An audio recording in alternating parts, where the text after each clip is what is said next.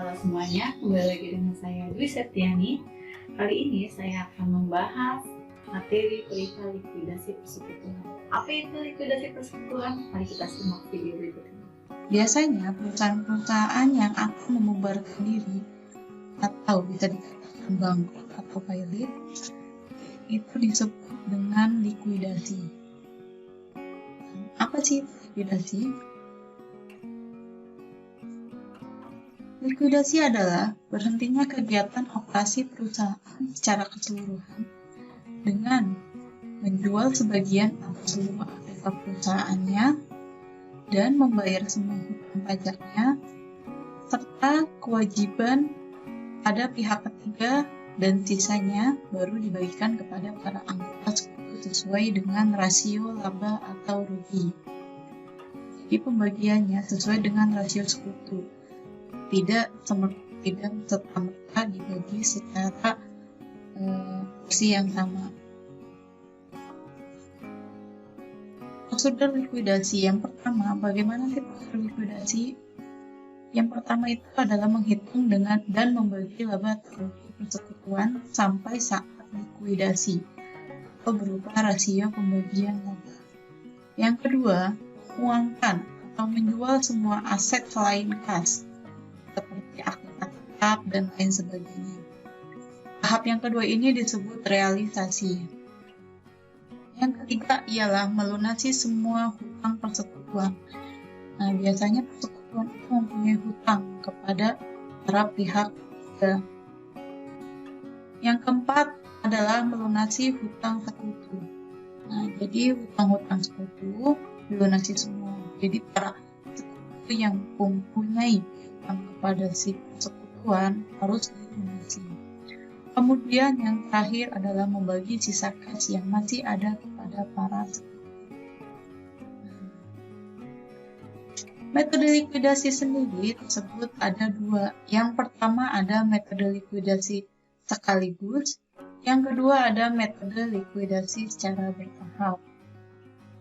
Nah, sekarang saya akan menjelaskan perihal metode likuidasi sekaligus. Bagaimana metode likuidasi sekaligus? Yang pertama, pembagian kas kepada sekutu hanya dilakukan sekali setelah aktiva non-kas berhasil direalisasikan dan semua hutang dilunasi. Yang kedua, kas yang dibagi kepada sekutu sesuai dengan saldo modal bersih. Dan yang ketiga, laba atau rugi realisasi ditanggung sekutu sesuai dengan persentase kepemilikan. Modal bersih sekutu ada 5 kemungkinan. Yang pertama, semua sekutu modalnya bersaldo positif. Yang kedua, ada sekutu yang modalnya bersaldo negatif, tetapi dapat ditutupi dengan hutang kepada sekutu yang bersangkutan. Jadi apabila ada salah satu sekutu saldonya negatif, nah saldo negatif tersebut bisa ditutupi dengan hutang sekutu. Yang hutang sekutu adalah persekutuan mempunyai hutang kepada sekutu. Yang ketiga, apabila ada sekutu yang modalnya bersaldo negatif, namun tidak dapat ditutup dengan hutang piutang sekutu yang bersangkutan. Yang keempat, kondisi khusus yaitu ada sekutu yang modalnya bersaldo negatif, namun sekutu yang harus menyetor modal secara pribadi ke dalam keadaan tidak mampu. Dan yang kelima, kondisi khusus kas yang ada tidak cukup untuk melunasi hutang kepada pihak ketiga. Nah, ini adalah 5 kemungkinan modal bersih sekutu ketika melakukan likuidasi sekaligus. Kita langsung ke contoh soal. Ada persekutuan Fidel dengan para sekutu Fikri, Bella, dan Lala membagi laba rugi dengan rasio Fikri 40%, Bella 30%, Lala 30%. Pada tanggal 31 Desember, persekutuan tersebut sepakat untuk dilikuidasi. Neraca persekutuan per 31 Desember 2011 adalah sebagai berikut. Nah, jadi bisa dilihat bahwa di sini kasnya sebesar 9 juta, aktivanya sebesar 82 juta, piutangnya sebesar 3 juta, dan totalnya sebesar 94 juta. Lalu persekutuan ini mempunyai hutang dagang sebesar 21 juta, hutang Lala sebesar 4 juta, modal Fikri 30 juta, modal Dela 20 juta, modal Lala 19 juta. Jadi total pasifanya 94 juta. Nah, di sini mohon maaf sebelumnya ada yang kurang, maksudnya piutang itu adalah piutang si Fikri. Dan dalam likuidasi tersebut, semua aktiva selain kas dapat direalisasikan menjadi kas sebesar 70 juta. Bagaimana laporan likuidasi dan jurnalnya? Maksudnya direalisasikan jadi kas, jadi aktiva non-kas, di sini aktiva non-kasnya nilainya 82 juta, dijual sebesar 70 juta. Berarti si persekutuan ini mendapatkan rugi. Nah, langsung kita buat daftar likuidasinya. Kita masukkan terlebih dahulu sebelum realisasi. Di sini ada kas sebesar 9 juta, aktiva non-kas, piutang Fikri, hutang dagang, hutang Lala, modal Fikri, modal Dela, dan modal Lala. Tadi sudah dijelaskan pada soal bahwa aktiva non-kas direalisasikan sebesar 70 juta rupiah. Maka si persekutuan ini mendapatkan rugi. Ruginya adalah sebesar 12 juta. 12 juta dari mana? Dari harga seharusnya aktiva non-kas sebesar 82 juta dikurangi harga jual sebesar 70 juta. Nah, ruginya ini sebesar 12 juta dibagi sesuai dengan rasio masing-masing para sekutu. Untuk Fikri, karena dia rasionya 40%, jadi 40% dikalikan 12 juta. Hasilnya 4.800. Kemudian untuk Dela dan Lala, karena rasionya sama, yaitu 30%, jadi 30% dikalikan 12 juta. Hasilnya 3.600. Karena dari hasil penjualan aktiva non-kas mengalami kerugian, maka di sini dia mengurangi. Lalu saldo setelah realisasi menjadi kasnya 79 juta, aktiva non-kasnya 0 karena sudah habis terjual. Piutang Fikri masih 3 juta, hutang dagangnya masih 21 juta, hutang Lalanya masih 4 juta, modal Fikri menjadi 25.200, modal Dela menjadi 16.400, modal Lala menjadi 15.400.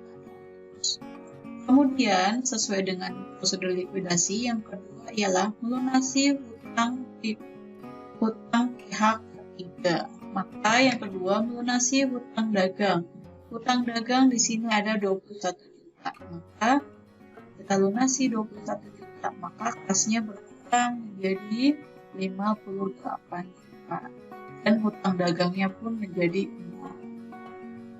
Jadi saldo setelah lunasan hutang dagang yang masih ada, piutang Fikri masih ada, hutang Lala masih utuh, modal Fikri juga masih sama, modal Dela masih sama, dan modal Lala masih sama. Kemudian langkah ketiga ialah melunasi hutang piutang para sekutu. Nah, di sini yang punya hutang adalah si Lala, sekutu Lala, dan yang mempunyai piutang adalah sekutu Fikri. Maka karena si Lala punya hutang, maksudnya di sini punya hutang adalah persekutuan yang mempunyai hutang kepada Lala. Jadi persekutuan wajib membayar atau memberikan sejumlah kas kepada Lala. Maka dari itu di sini modal Lala bertambah jadi 4.000. Dan kemudian hutang Lala berkurang karena sudah dibayar hutangnya. Kemudian piutang Fikri, maksudnya piutang Fikri adalah si Fikri punya hutang kepada persekutuan. Jadi yang wajib membayarkan atau memberikan sejumlah kas, yaitu si fikri kepada si persekutuan. Jadi di sini si modal fikri berkurang. Piutang fikri pun berkurang karena si fikri sudah melunasi hutangnya kepada persekutuan. Jadi saldo akhirnya ialah sebesar kasnya 58 juta, piutang fikri menjadi 0, hutang lala menjadi 0, modal fikri 22.200, modal dela 16.400, dan modal lala 19.400. Nah, hasil akhir inilah yang dibagikan kepada para sekutu sesuai dengan rasionya masing-masing setelah tadi melewati tahap atau prosedur likuidasi. Nah, hasilnya ini total dari jumlah pembagian kas para sekutu harus sama dengan jumlah kas yang ada. Kemudian bagaimana jurnalnya? Jurnal yang pertama yaitu untuk mencatat realisasi kas. Nah, maksudnya untuk mencatat realisasi kas adalah tadi kan aktiva non kasnya dijual. Maka berarti menerima kasnya sejumlah 7 juta. Karena tadi yang dijual adalah aktiva non kasnya, berarti aktiva non kasnya berkurang sebesar 82. Karena harga jual lebih rendah daripada harga yang seharusnya, maka menderita kerugian. Nah, menderita kerugiannya itu dibagi rata sesuai dengan rasio para sekutu. Maka di sini modal para sekutu seperti fikri, dela, lala menjadi berkurang. Kemudian jurnal yang kedua adalah untuk mencatat pelunasan hutang kepada pihak ketiga. Jurnalnya yaitu hutang dagangnya, hutang dagang pada kas. Hutang dagang di debit berarti hutang dagangnya berkurang, kasnya di kredit, kasnya pun berkurang. Jurnal ketiga yaitu untuk mencatat hutang piutang sekutu ke modal sekutu. Jurnalnya yaitu modal fikri dan hutang lala kepada piutang fikri dan modal lala. Di sini saya akan menjelaskan lagi bahwa yang pertama, si persekutuan mempunyai hutang kepada lala, berarti si persekutuan itu wajib membayar atau memberikan sejumlah kas kepada si lala. Maka dari itu di sini modal lala menjadi bertambah dan hutang lala menjadi berkurang. Terus kemudian piutang fikri. Piutang fikri sudah saya jelaskan bahwa di sini maksudnya piutang fikri adalah si fikri yang mempunyai hutang kepada persekutuan. Jadi si fikri yang wajib membayar atau menyerahkan sejumlah kas kepada persekutuan. Dari itu di sini si piutang fikrinya berkurang, modal fikrinya pun berkurang.